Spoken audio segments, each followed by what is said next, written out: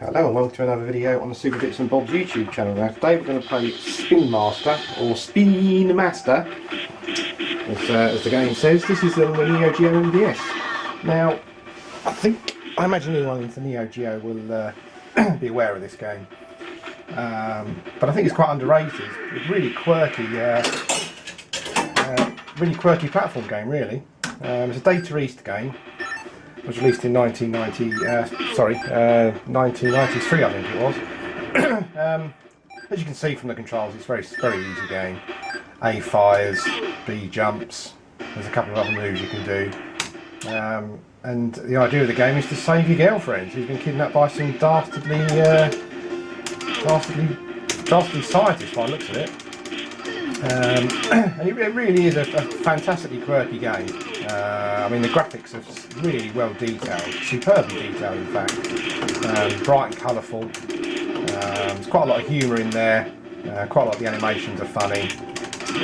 Yeah, it's just a really fun game. Very simple, as you can see. I mean, effectively fire and jump. There's a couple of there's a charge up attack you can do, but essentially it's running, jumping, and pressing the fire button. I hope you can see the animations on the characters here. I mean, they really are fantastic. But I mean, obviously the characters are really over exaggerated, but I think that just adds to the old charm of the game, really.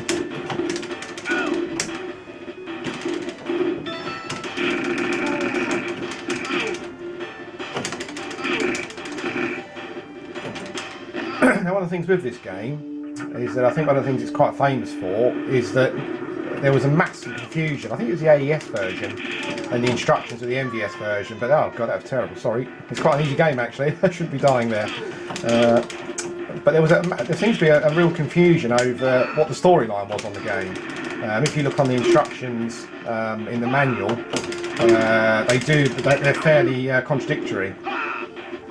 So there's parts in the manual that contradict each other. No one's really sure exactly what the story is. There's also, I think, there's like an inlay that contradicts the manual, some of the instructions.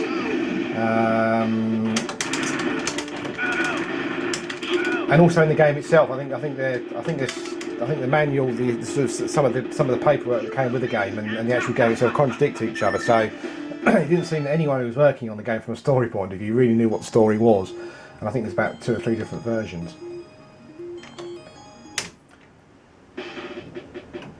Which adds to its quirkiness, really, I think. There's quicksand here, which you can fall into. The levels are very generic. You know, you've got your Egyptian level here.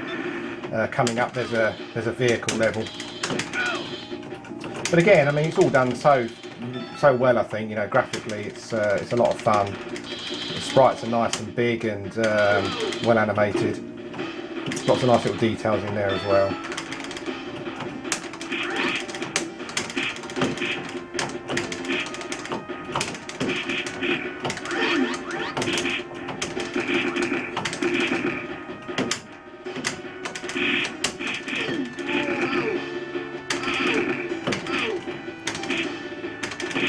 Probably the weakest point of the game, I think, probably strangely to the Neo Geo, is the audio. The audio is quite weak actually, and there's some really annoying sound effects as well, mostly coming from the two main characters. Oh, I died again. I'm really sorry. It's actually quite an easy game. I'm just suffering from the talking and playing syndrome. This is the obligatory vehicle section. Be Indiana Jones, as you can see. I mean, the game sort of rips off so many other games and films and stuff, but I think it's got a lot of charm, so I tend to forgive it. As I said, I think it's one of probably the least known Neo Geo games, I think, but it is a good one, and I'm sure you can pick up an MVS cart very, very cheaply.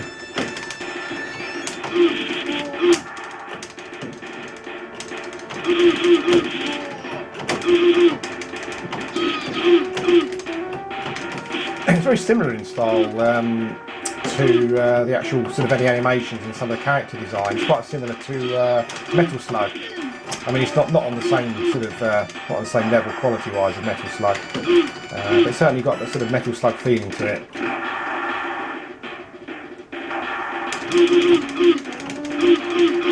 What would the minecart section do without an unfeasibly big jump?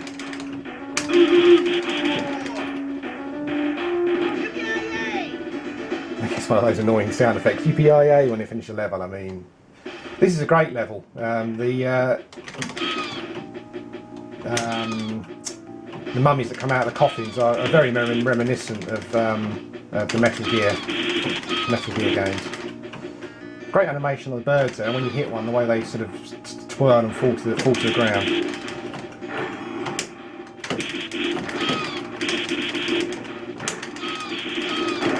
There's the mummies. I love the way they unravel when they die. It's lovely, fantastic animation. It's such a shame that sprite-based games just of this quality are just not produced anymore. And the machines that we've got nowadays, I imagine you can just come up with some fantastic stuff. But I'm talking more about the traditional sort of sprite games, really. Not when I know that so Xbox Live, etc. You do get some games of this type. But I think the whole sprite thing and the style of these games is just not really there anymore.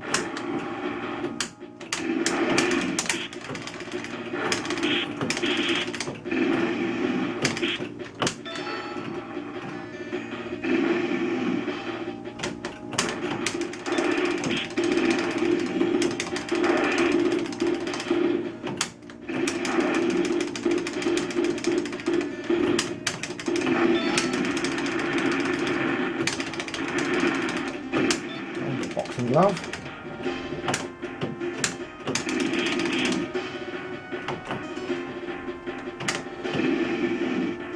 I think we have to have another credit there. I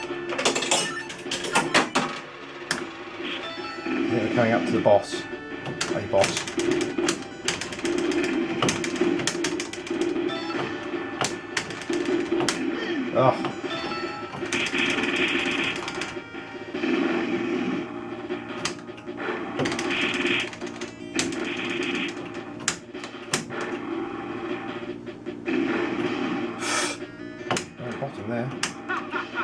There you go, the evil scientist has become an evil genie type character.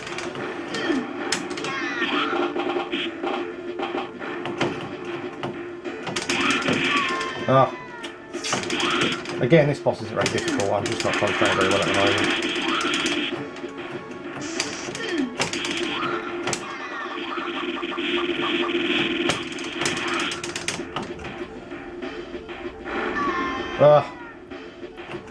When we get to the end of this guy. Yes, we will. You are finished, Auntie.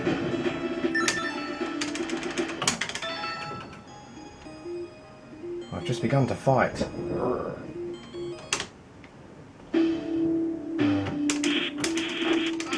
This appears to be a Great Wall of China type level, I believe.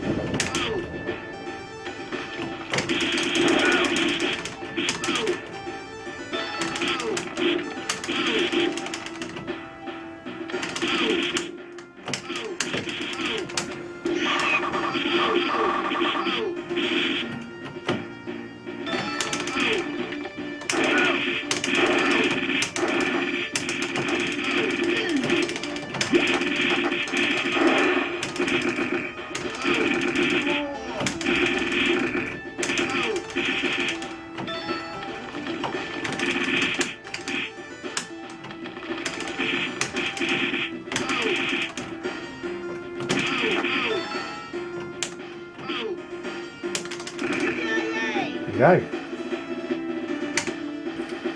No idea what the relevance of the turtles was there. Just another vehicle section. This is a bit better than the other one, I think. Quite like this.